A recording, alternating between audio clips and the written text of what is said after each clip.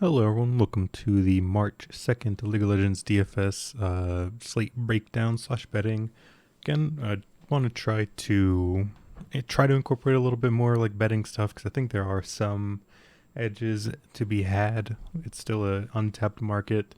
Um, I think mainly looking at some of the things that I've been liking is the LCK unders. I know that's not necessarily like a hot take, but somehow they're still not priced really appropriately. I don't think, at least. I would say pretty much everyone in the LCK bet the unders unless it's a T1 series. Maybe Genji, maybe Nongshim. But if it's like a Frederick Brion versus Dom or DRX, I find it hard for them to get to the numbers that they've been getting posted. Um, Will look we can use tonight as an example. Fred Brion Hanwha Life. I'd imagine the line's probably like 23 and a half. They're at 22 and a half. So it is kind of getting pounded. It's minus 115 on both sides. So you're paying a pretty heavy price tag on that. Again, I'm not sure. I don't know. I just find it hard, especially in a Frederick Brion series, to get to 22 and a half, like most of the time. But I'm getting a little bit ahead of myself there. But we can talk about that when we get there. We've been on a minor cold stretch. I don't know. It's been up and down. We had that amazing 5-0 day where I made out like a bandit. I did pretty well a few days ago when I had that 5-0 day. We had the Thunder Talk upset over FPX. Picked every other series correct. We did pretty well that day. That was the V5 day as well, I believe. Past couple days not been great. We had the getting swept from. I guess we could just go down to the match history. So yeah, we had the Thunder Talk over FPX with the V5 over LNG. Clean sweep there on the 27th. Then around the 28th, we got swept. I was on IG and WE. Obviously, both lost. Last night, it was relatively close. It could have gone either way. It came down to that third game between BLG and TES. If BLG managed to get a victory in that third game, we were probably looking pretty good. But it went the top esports way, and it was also like a fairly bloody game as well. So pretty much a disastrous third game in terms of kind of what I was hoping for, at least. Yeah, pretty disappointing. Again, that's kind of my fault, honestly. Like, I don't know what it is, but I just don't do well in these two gamers. I like don't want to follow regular chalk builds, so I want to get different, but then getting different just makes your lineups worse, and I just don't like going down the whole rabbit hole. We do have a 4-gamer tonight, and typically I don't like the LCK games anyway, but we'll talk about that. I do think there is an LCK game that is viable. Obviously, you guys could probably guess which one I'm talking about, but I think there's some decent games. I'm going to be interested to look at these lines and stuff. I'm going to bring up the notepad. We're going to do our tried and true method of trying to line these games up ourselves. I did kind of get spoiled on that Frederick Brion Hanwha one, but I'm probably just going to avoid that game altogether anyway. Again, maybe you could look at unders. I don't know. It's juiced pretty heavily. That's the kind of the downside with the esports betting market at the moment is, although there are some discrepancies and stuff, like we had V5 as the underdog against LNG, thought that was pretty silly at the time. We were right. That kind of stuff. It's just juiced so heavily on both sides. Minus 115 is tough on both sides. That kind of stuff is kind of what's killing it for me. So yeah, I mean, I digress here. We can I guess maybe quickly recap JDG 2-0 Ultra Prime. Pretty expected, honestly. Those games went about as exactly as planned. Yeah, I mean, nothing really to touch on there. Top esports BLG.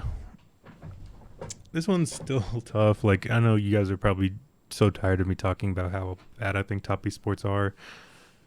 Again, this one I did think it was going to be close. I thought BLG would just have maybe a little bit more composure, but like with their players, they just kind of fell apart in game 3. I'm not really sure what happened.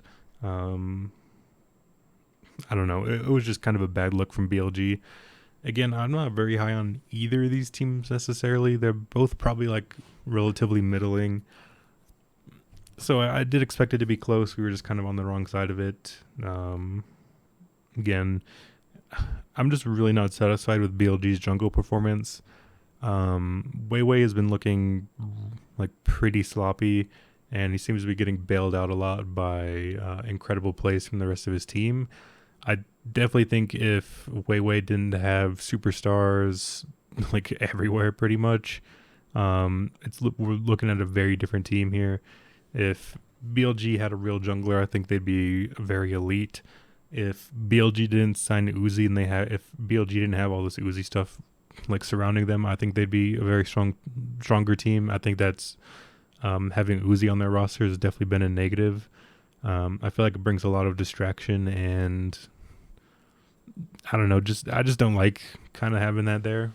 That's me personally. Like, obviously I'm not sure what's going on. Like, I'm not that in tune in like the Chinese scene, but I just can't imagine that people are going to be content with BLG's performance of losing.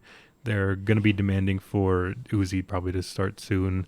If they continue to lose, I don't think that's necessarily going to help them at all. I don't know. I know people will be excited for him to play. Maybe he does get the chance against FPX. Who knows? BLG are now sliding down the standings pretty quickly. I guess they're in 6th, 7-4. It's not looking terrible for them. I don't know. Maybe down the road, I'm not sure. I mean, they should be FPX. I don't know. I just don't like that much from the BLG and top esports teams. Again, I feel like they're kind of both going in the downwards direction relative to the league. So that's just kind of my thought process there. Looking ahead, LGD, EDG. LGD did have like a decent performance against IG, but I thought that was more so just two really bad teams. IG notorious letdown spot. They do that multiple times a year. Maybe people remember from last year. Maybe it was last year. Maybe it was the year before. I don't remember. One of my favorite series of all time, Rogue Warriors were a plus, 650 underdog against Invictus Gaming. We all know IG has the propensity to let down. We all know Rogue Warriors have the propensity to pull off these miracle upsets. So it seemed like a slam spot, and Rogue Warriors had the job done. Plus 650, cashed it, underdog. That was a long time ago. I'm just never going to forget it, never going to let it go, because I remember I tweeted out the prediction, and then somebody called me a clown for it. And then they promptly deleted the tweet and then deleted their whole Twitter after Rogue Warriors won. So that was a highlight of my short prediction giving career. So yeah, not a lot to look into there. There's just, you don't really need me to bring up the case here with EDG LGD. It's obviously just going to be extremely one-sided EGD. I don't see much here, like in terms of a chance really for LGD. Sorry, I'm a little distracted. I keep forgetting to bring up the lineups here. All right, there we go. So we can quickly just run through the lineups, make sure there's no changes and stuff. Fearness, Shadow J, Eric Jinzhao. They're keeping with Xiao Shang in top. JJ, Scout, Viper, Mako. Everything's the same everywhere else, and Weibo RNG. So nothing to change. They're keeping Xiaoshang in the top lane for EDG. That's a little surprising. I'm not sure what's going on there, but I don't think it really matters. The rest of the team is just significantly better in every aspect. So it's going to be super heavy EDG for me. I'm expecting a gigantic number on EDG. Obviously not going to love it that much. I think they're definitely gonna be mega big favorite. Sorry, and don't think there's really much of a reason to go anywhere else. Went through that one a little quick because there are a couple of series I want to talk about a little bit more. Weibo RNG. This one's going to be pretty interesting. I'm actually pretty excited for this one. Again, I think it's two top teams. Weibo, I think, they have the number one record. They're going to be getting talked up pretty heavily. Again, I feel like they've been kind of overperforming to expectation. I feel like RNG is kind of underperforming to expectation. It might be a little bit of a surprise to everyone. I do think Weibo will be the deserved favorite. I think they are the better team. They've been. I don't know if they are the better team, but they've been the better team. So this is going to be a super interesting one.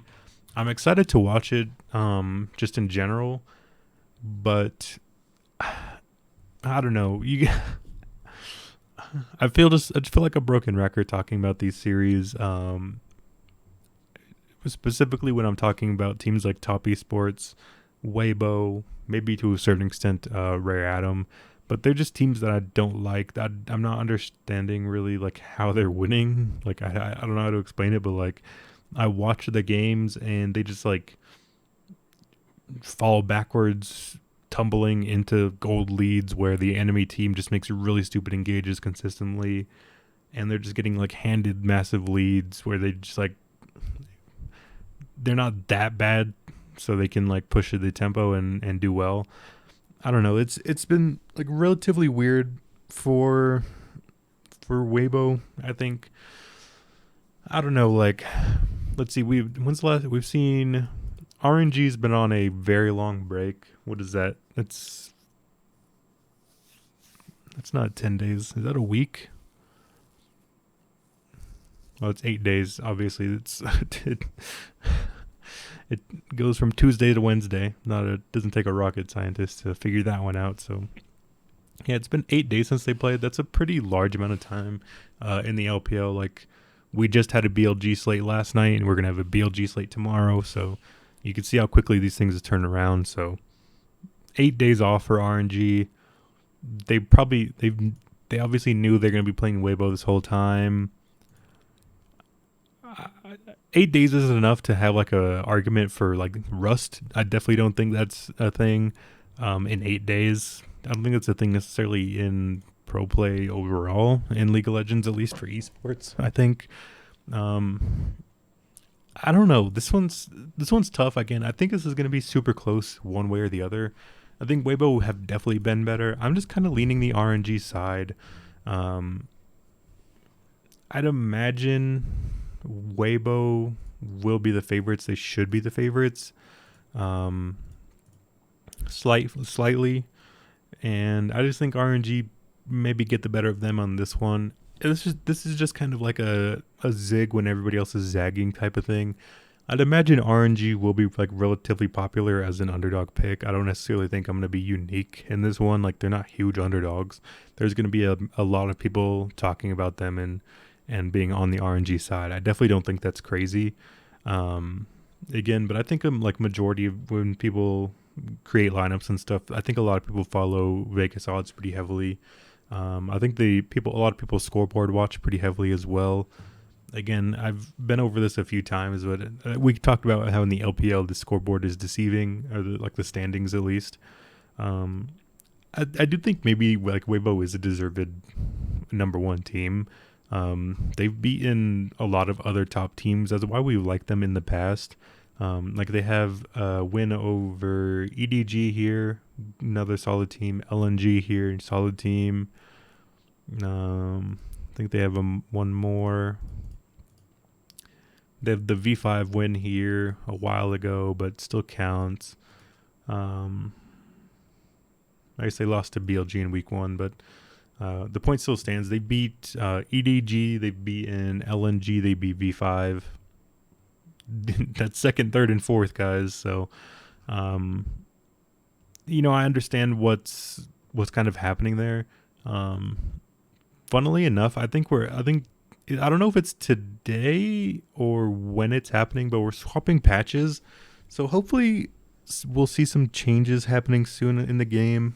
I'm pretty tired of the seeing the same stuff at the moment, so I'm glad in the LPL we're getting a new patch at least. Um, it's skipping 12-3. We're going straight to 12-4. So that's going to be interesting to watch these things adapt. Again, I don't know. There's not a lot really to say. I think everyone's going to be in the agreement this is close. Probably going 3, although we know how volatile these LPL teams and LPL games are. So I think they're going to be close. I think this is just kind of a pivot move where like RNG haven't been stellar. People kind of been down on them a little bit more. That's just kind of it. Like Weibo are looking really good, but I think we've seen a lot of inconsistencies and like cracks in the armor for Weibo. That's just kind of like where I'm at. I do think they are a very strong team, like regardless, as much as I want to kind of say that I'm a hater, I definitely still think they're like top 5. They're a great team. No arguing that. It just feels like at the moment people are wanting to put like Weibo and V5 kind of up in the tier in their own. And I think based off of recent performances, that's definitely fair. But I think long term, when you're looking at like the players that are in this series, the overall skill level, I think RNG are probably better in that realm. So it's just kind of like a form versus skill thing. I think maybe we could see like a 8-day break here for RNG.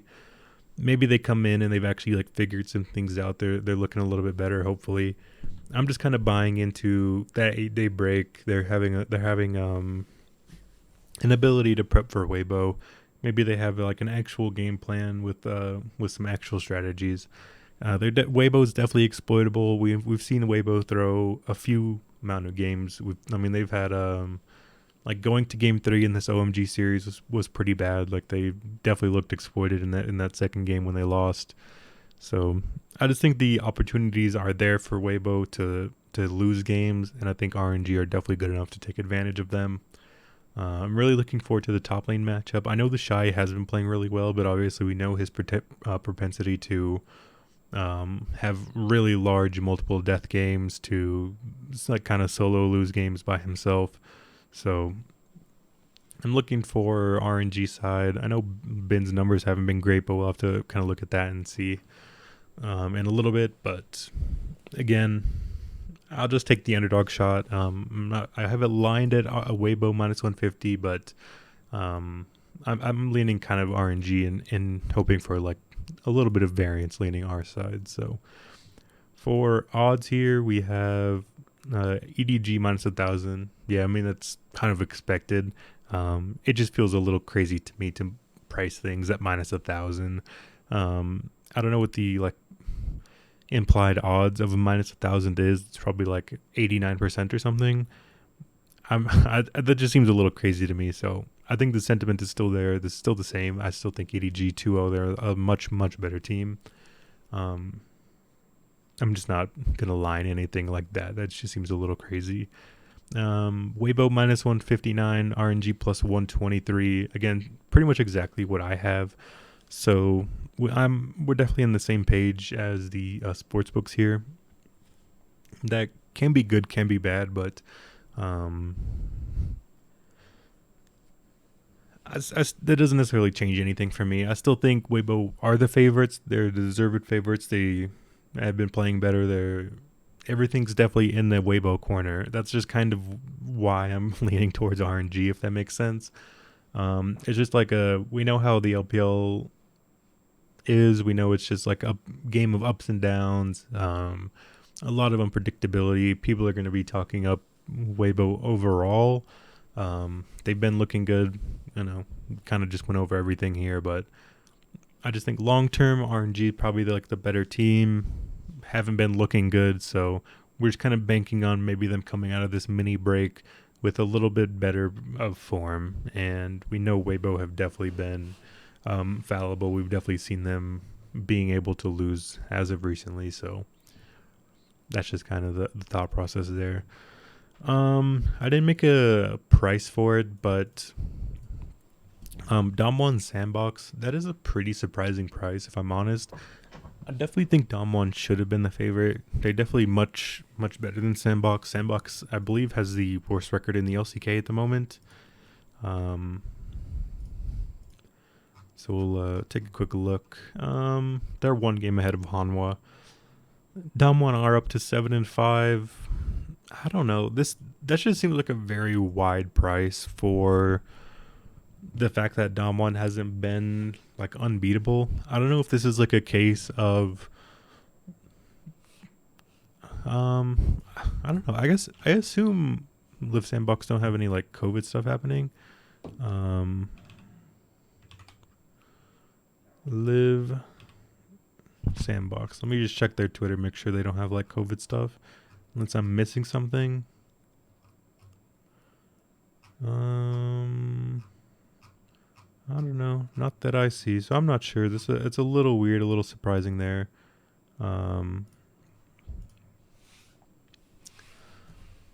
Yeah, I mean, that was I don't know. I just feel like this one's a little close. I feel like Dom 1 is getting a little bit too much respect here overall. Again, I know it feels like a little contradictory for me to say, like I picked a Dom 1 over T1, who's 12-0, and then I'm considering picking Sandbox over Dom 1. It's just kind of like the name of the game, and when you're like talking in the realms of variance, like obviously nobody can talk in certainties, especially when it comes to like predicting, trying to be like an esports analyst or like however you want to word it. Like talking in uncertainties is pretty ill-fated. So I just think in the realm of variance, I just think the percentage that Live Sandbox wins is probably higher than what's implied in the Vegas odds totals. I felt the same in the Dom 1 T1 series. I just thought the odds that Dom 1 won was higher than the odds that they were getting in the Vegas odds markets. So that's just kind of like how I like to view these things. If you always just pick who you think is going to be who you think is the better team or who should win, you're probably just going to end up on favorites way too often. If the only underdogs you're going to like are the ones where it's close, it just kind of locks you into a pretty linear mindset. And I like to kind of view these things a little bit more open and kind of free-flowing. And, you know, in that aspect, I think the Dom 1 Sandbox series is probably a little bit closer. I don't know if I want to get there like at all, like, to be honest. I'm still not loving like the Live Sandbox pieces. I don't think Dom 1 have necessarily put much together either. I don't know. Sandbox has just been so bad. That's the only thing that's like keeping me there. Like I guess they had a close series with Nongshim. I think that was maybe with Live Sandbox having COVID stuff. That's kind of like why I'm a little confused about these COVID situations. I guess I could check the scoreboards. That would be a smart move.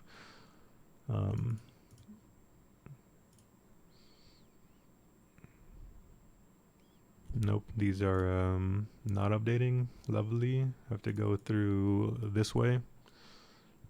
Nope, match history. So yeah, we had the full lineup. It was Dove, Krakow, Closier, Ice, and Kale. I don't know.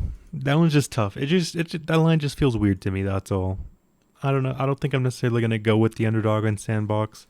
I think Dom 1 definitely are the better team.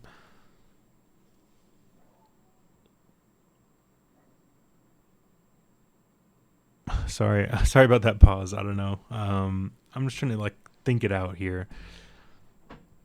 I kind of just want to say Sandbox. I don't know why. I just have this feeling that this line is so weird, and like I can't explain why. I wish I could like put it into words to at least make it make some level of sense. I don't know. I just feel like Sandbox have super high aggressive numbers. So if we were to look at the LCK teams again, I probably just want to set this to like the month of February, so it's like a good decent amount of recent results.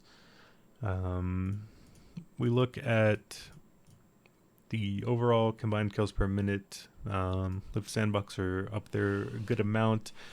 Damwon are towards the bottom, and it just concerns me that they're relatively inactive.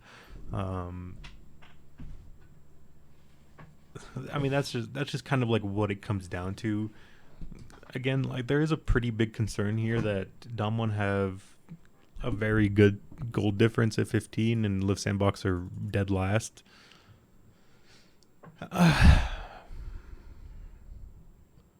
Mid late rating is not that different. I don't know. No, I can't do that. I can't in good conscience say that one. I might just have to avoid that altogether. I don't know. This is a pretty gross slate overall. I think tomorrow should be a little bit better, but I don't know. I think I've wasted a little bit too much time talking about these games and these series and stuff. So yeah, I'm probably just gonna go with the Damwon side. I don't know why that one just feels weird. I just kind of have this weird feeling where this LCK has been like so random. Damwon haven't been that great. It just feels like it's definitely within the realm of possibilities, and we're seeing a plus 340 versus a minus 550. It just doesn't. That just doesn't feel like a normal number to me. I'm not sure. I feel like we should just be seeing a Damwon minus like 300 or minus 330 or something like that, not minus 550. That's all. Yeah. I mean, we just looked at the team like combined kills per minute stuff. We have Fred at Brion versus Hanwha. I'd imagine this is going to be extremely slow. Definitely not going to want to be a part of it. And then we have, of course, Damwon Sandbox. Damwon playing super, super slow. Whoops, did it upside down. So, yeah, Damwon, Fred at Brion. They both probably average out about to like a mid sixes. And then if we to look over in the LPL, I'm sure these are going to be like mid eights or something. So not even going to be close. We have Weibo and Royal Never Give Up. So we have LGD EDG that averages out to like a 0.9. RNG Weibo, that's a little bit closer, 0.75. I wonder if we look at losses, how these teams are stacking up. Looks like in losses, Sandbox are still kind of giving up some points. I wonder what Damwon's doing in wins. Still super slow. Yeah, it's hard to advise getting there at all. I know this kind of limits you pretty heavily. That's just kind of like what my concern is, like kind of Xing out both of those games. But it is what it is. I don't want to necessarily give out spots that I'm not liking really at all. So unfortunately, I'm kind of just continuing to play this 4-gamer like a 2-gamer. It is what it is. I know these teams are probably going to be pretty popular. I'd imagine this is going to be one of, if not the most popular build. But I don't know. I just can't, in good conscience, advise things that I'm kind of not feeling personally. So, we'll go with the EDG side. We're just going to go with RNG. I don't think Damwon are in a bad spot, but they're probably relatively overpriced. We'll look at pricing. I mean, they're pretty expensive. That's a pretty tough sell, for sure. So, man, wait, is Hanwha? Oh no, Fred at Brion's still the favorite there. For some reason I thought Hanwha was the favorite as with these players out for COVID. So I don't know, it was weird. Yeah, I'm not sure. This is just a pretty tough one. I'm not liking this slate at all. I definitely just kind of want to make a lineup. Probably just go with EDG, RNG. Hope people get cute and go other places. They probably won't, but maybe they will. And you know, just kind of go from there. Quickly, we can just kind of run over the players.